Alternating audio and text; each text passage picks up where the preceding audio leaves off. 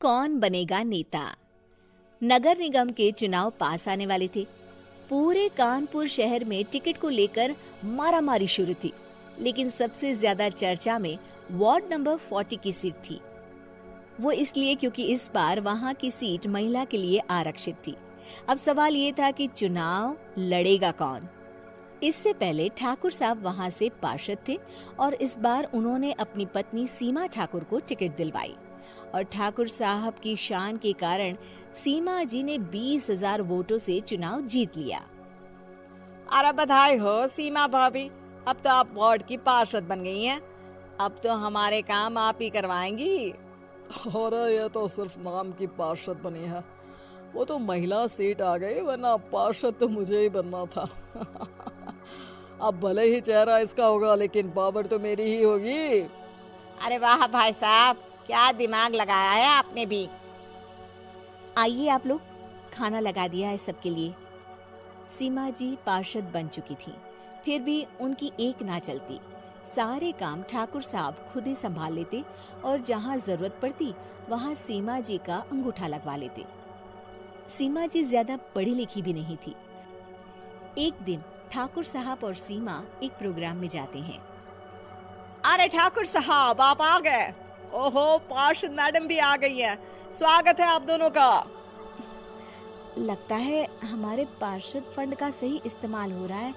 चलिए अब उद्घाटन करते हैं।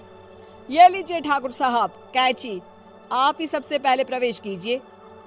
सब लोग आगे निकल जाते हैं और सीमा जी पार्षद होने के बावजूद भी पीछे खड़ी रह जाती हैं।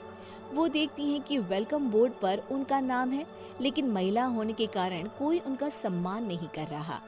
अगले दिन एक आदमी उनके घर आता है। अरे ठाकुर साहब नमस्कार।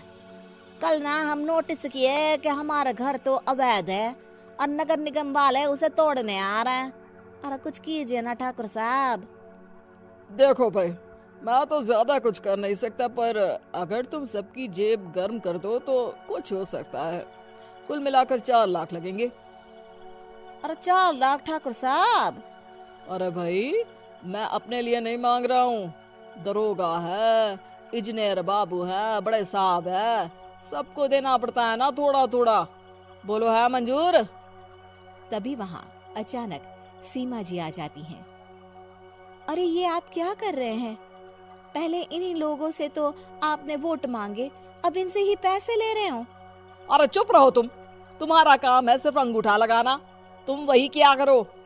मुझे दूसरे काम तुम मत सिखाओ, समझी? और तुम ना जाओ, अब पैसे लेकर आओ, वरना जेसीबी किसी भी वक्त आती होगी। सब कुछ ऐसे ही चलते रहता है। एक दिन सीमा जी और ठाकुर साहब को एक लोकल मीटिंग में बुलाया जाता है। वहाँ पर कई और अधिकारी लोग भी मौजूद रहते हैं। अब मैं चाहूंगा कि ठाकुर साहब हमारे बीच 2 शब्द कहें। मेरे प्यारे भाइयों और बहनों, आज मेरा सौभाग्य है कि मैं आप सबकी सेवा दिन रात कर पा रहा हूँ। आपने मेरी पत्नी को भारी मतों से जिताया है, इसलिए मैं आप सभी का शुक्रगुजार हूँ। मैं आप सबसे वादा करता हूँ कि हमेशा की तरह हमारे वार्ड में किसी को कोई तकलीफ नहीं आने दूंगा। सभी लोग तालियां बजाने लगते हैं। अब मैं माननीय पार्षद मैडम को स्टेज पे बुलाना चाहूंगा। अपने नाम को बुलाया सुनकर सीमा जी एकदम चौंक जाती है। उन्हें बिल्कुल उम्मीद नहीं थी कि इतनी बड़ी जगह उन्हें मंच पर बुलाया जाएगा। जैसे तैसे वो मंच पर चढ़ती हैं। ऊपर जाते ही सीमा जी को सारी पुरानी बातें याद आ जाती हैं कि किस तरह उनके पति उन्हें कभी भी आगे बढ़ने नहीं देते और उनके नाम से गलत काम करते हैं। वो बोलने लगती हैं।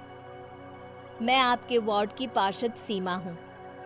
आप में से बहुत कम लोग ही मुझे जानते होंगे, क्योंकि इससे पहले मुझे कभी ऐसा मौका ही नहीं मिला।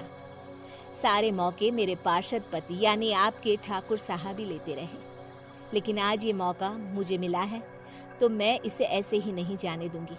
मैं आपको ये बताना चाहती हूँ कि आपके ठाकुर साहब मेरे नाम की आड़ में गैर कानूनी काम करते हैं, जिस पर अंगूठों के निशान मेरे होते थे।